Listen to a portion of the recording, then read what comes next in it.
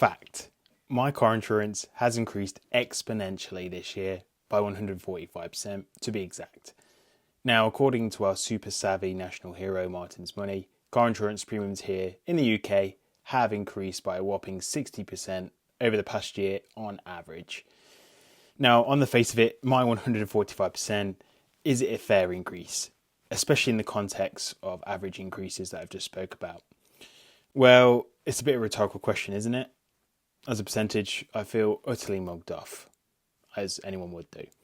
But here's what you're missing. Personal context. Now, I know there is one fundamental reason why it has increased at a higher rate than the average, and I know that there is going to be a bonus rebate to be had. But frankly, this one reason isn't really fair. But I'll get to that in just a moment. What people fail to understand about car insurance as a whole, especially here in the UK, is that there are no magic formulas that work to reduce your car insurance automatically. Yes, there are absolutely tips and tricks that will achieve more favourable rates, but they don't have a 100% success rate if everyone tried it. That's simply because everyone's needs, requirements, and their insurance risk profile, would you call it, is fundamentally different. And on a personal level, I think it's natural to sort of benchmark premium costs with other owners of the same car. And in this case, it would be the Tesla Model 3 rear-wheel drive. But despite you owning and operating the same car, the disparity in the insurance premium that you could pay compared to me could be huge. And that's all down to those highly personalized requirements like your age and your location and so much more. So what do I have in store for you in today's video? Well, it's a story of how I've managed to reduce it from around 375% increase to around 145% with a further reduction sort of kind of planned. Plus the how and why, the usual tips and tricks that I'd previously utilized to achieve one of the cheapest premiums for my Tesla, it didn't work this time. And I'll talk a little bit about why it didn't work. Plus what I then did to drop that increase by around 145%, saving me literally hundreds of pounds. And it wasn't even the conventional way, but I know so many of you will be in the same position in getting your Tesla Model 3 or Model Y insured soon. So this is how I reduced my increasing premium to my Tesla and why that increase isn't actually that bad when my personal circumstances are actually taken into account. So before I do that, please can you do me a favour, just hit that like button, subscribe and hit the notification bell to help me out. As frankly, I'm going to need your help to pay my insurance, right? He's joking. Let's get straight into it. So to kickstart this whirlwind of a story, for the very limited time that I use Facebook, because X continues to exist of course, I can see post after post in the Tesla Facebook groups, and they're all stating about how much their Tesla insurance has increased this year. And it happens so often that even admins were shutting down the posts because members were just straight up complaining about the frequency of people complaining about their renewals. And hitting the nail on the head here, is this then exclusively a Tesla related problem for the increase? Well, outside the Tesla bubble, the answer is no, because the average of premiums are increasing as a whole by over 60%. Now, this is the point where I'm starting to hear some of you saying, well, you have 145% and on average people are getting 60%. Settle down for a second.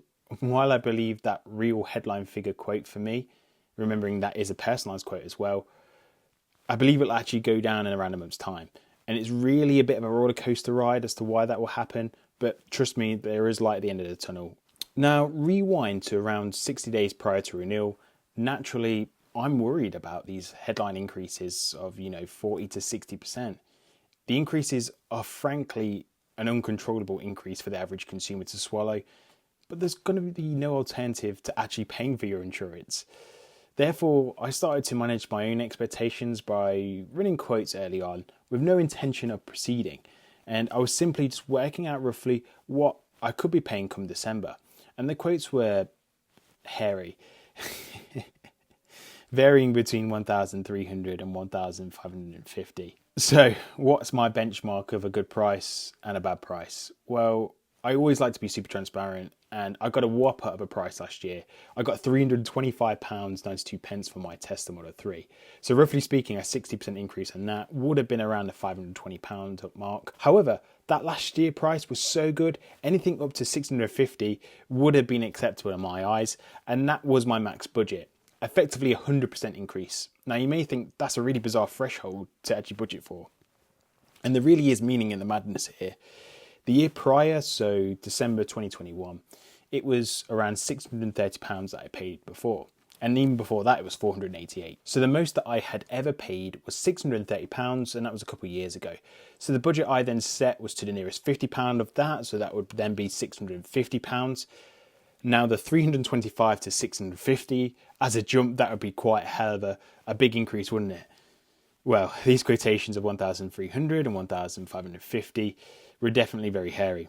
A 375% increase definitely then put me on edge, and these quotes were done on the same terms as the mega cheap method that I used last year, and I was looking via comparison websites. So what did I actually do then to save money this year? Well, I did what any sort of super savvy saver would do.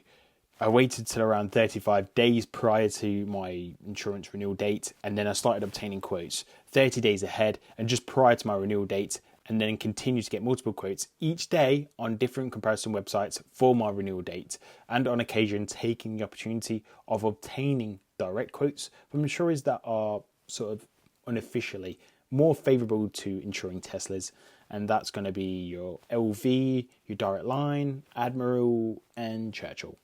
I'd even heard of a new one, A-Plan they were called, via the Tesla Facebook groups, but that meant obtaining a quote over the phone, and I personally just couldn't be dealing with that if I was trying to get sort of the early day quotation rule, which would mean getting quotes over multiple days. And this would be whereby, the earlier you get the quote, the more favourable the quote is then going to be. And historically, the day that you should get a better quote is the 21st day prior to the renewal. That is now actually more recently supposed to be the 24th day prior to your renewal. However, from personal experience, I've just always started the earliest possible point I could do and just got quotes every single day up to around the 20th day. And I'll then look at all my quotations across that period and evaluate which one was the best one. Using this super simple method, which I think was paramount to getting that super cheap premium last year, this year it did absolutely jack, and it did not budge the price at all. And I found that Confused.com was achieving better comparison results than Money Supermarket too, and LV gave me a lowish direct quote of about 1,300, but it still didn't feel like I was getting anywhere. I hadn't yet received my own renewal date quote as well, so I then decided to call my insurer and ask for it. And to my surprise, this was a more respectable £798. But that was still a 145% increase from the previous year, yet all the other quotations were almost double that. So then that gave me the confidence and a bit of a safety net of having that new floor of a quotation. And I still couldn't find anything cheaper than that amount. And even if I whacked up the excess to 1,000 and then obtained excess insurance cover to cover it, it still wasn't making a notable difference. If you haven't already tried that sort of method, do give it a try, see if it works for you. But you literally, at this point, I'm just head scratching, and I come to the only conclusion any sane man and woman would do. I decided to call my insurer once again with one sole purpose. Some would call it the old-fashioned way. I tried to haggle my way to a lower premium.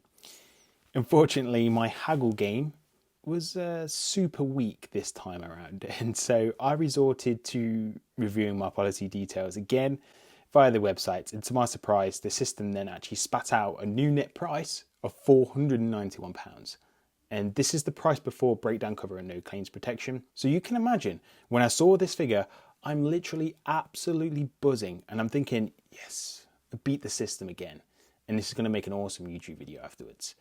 But I spoke too soon, as I immediately called the insurer back again to push forward with that quotation. They then spot the difference between the two quotes, so that's the renewal and that quote. This is why A, it's important to check your renewal packs, and B, just be truthful and don't expect your insurers to know information that they probably should know. What I mean by that is, at the beginning of the year, we had a lovely person in a white van, and that is obviously very sarcastically lovely, swiped the front bumper of the car in a failed attempt, and then he buggered off on the spot. But little did they know, Sentry mode was active and it came to the rescue, caught it all on camera. Talk about wham bam Tesla cam. The footage, it's not very interesting, but it literally covers everything that it needs to cover. And for that very reason, the accident noted on our policy is actually a non-fault, After all, we were literally stationary and never vehicle hitters. Again, honestly, I've had the worst luck since 2020. I actually think drivers have gotten worse. Anyhow, for the purpose of the quote, this is technically still noted as a fault though, because the other party has yet to actually settle the cost of the repair, which to me is a little ridiculous because then our policy is well and truly compromised for an accident that isn't our fault and not being treated like it is being our fault, but it's still being treated as if it is our fault for no reason other than that they haven't paid the cost. If anyone can make sense of all of that, do let me know. So that leaves me with one more nugget for you. The final outcome and how the price should be even lower. Well, I did try haggle with my insurer again, which to my surprise still failed. My haggle game is just poor, obviously. I even tried to get them to reason with me and get the claims team to directly inform the renewals team that it was definitely a non-fault claim. But both attempts of that was unsuccessful. I then decided to settle with the best quote that I had, which was £798 then from my renewal quote, but they did promise me that our premium would be recalculated from the policy start date once the repair work was actually paid and it was all closed off, meaning that the quoted accident will switch from a fault claim to a non-fault, and I anticipate this being then closer to the 491 quotes as a result. Now, this isn't the first time my premium has shot up after an accident claim, and originally our premium went from £488 to £630 when the same thing happened a couple of years ago. But remember what happened the following year after that? It dropped to like £325. What was super sneaky of them though, at that time, they said the same thing about the recalculation when it was the £630 mark, but the premium didn't change and I didn't get a refund, which frankly at that time I thought was definitely a little off. This time round though, I will be a little bit more stubborn if that's the case, because I feel like I actually have some evidence this time as to what would happen if there wasn't that accident there in the first place, and I do expect it to be close to that £491 mark. So for now, I have paid £798 with the possibility that it could fall to around £491 over the next month or so, and considering that the highest premium that I have paid to date was £630, when I did pay £798, to me that's only a 25% increase, which is not entirely huge. Part of that 145% increase was literally because the premium that I achieved last year literally halved. I mean, how often does that happen on insurance? Especially in a car that's potentially in the highest insurance group to insure. So my past success made my benchmark target super hard to achieve this year. So this literally feels like that old saying, you win some and you lose some. But for your circumstance, you know, hopefully this is going to give you hope. And you might say, well, why might that be? Well, to conclude, between me and my wife, you know, we have multiple accidents noted against us. Some of you probably won't have any. And yet we still have achieved a premium of £798 in a Tesla Model 3 based on our circumstances. That was only a 25% higher amount than the highest we've ever paid, which also coincided with a year that we also had an accident claim too. This year has mirrored that behaviour from the same insurer as well. But if we can have multiple claims and achieve that insurance premium of £798, I like to think that gives you a little bit of hope that you're not going to get stung this year. This increase definitely is not a Tesla related thing. It's very much a insurance industry wide problem, but I have my fingers crossed that £798 is not the final figure for the year and could well and truly be lower after the proposed rebate. So what do you guys think to my outcome? And are you currently looking yourself at insurance, or do you have your renewal coming up? Truthfully, how often have you accepted your renewal price as the cheapest quote? Let me know in the comment section below. And if you're not sure what to comment and you want to show me you got this far in the video, you can just simply comment well insured and I'll give you a cheeky thumbs up for the support. If you're not already done so, please do hit that like button, subscribe and share the video with your friends, family and any other group that may find it beneficial. As always, you folks have been great and I'll see you in the next one. Ciao.